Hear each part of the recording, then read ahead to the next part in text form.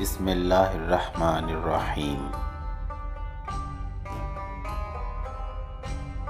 صلی اللہ علیہ وآلہ وسلم۔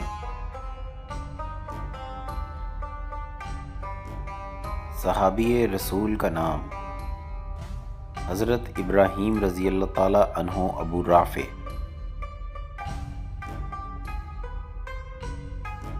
یہ کلام صحابی رسول کی زندگی کا مختصر تعارف ہے۔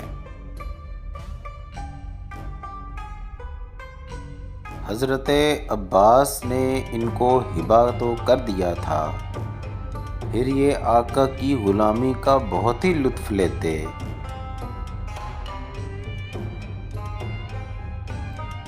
قبل از ہجرت یہ تو اسلام لے آئے تھے، پھر بھی مخفی رکھا۔ غزوہ خندق اور احد دونوں میں شامل خود رہے تھے۔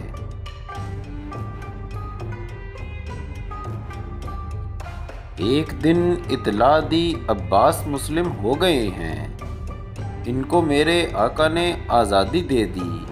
آپ نے آزاد کردہ لونڈی سلمہ عقد میں ان کے دے دی تھیں۔ یہ خلیفہ حیدر کرار ہی کے دور میں دنیا سے پردہ کر گئے تھے۔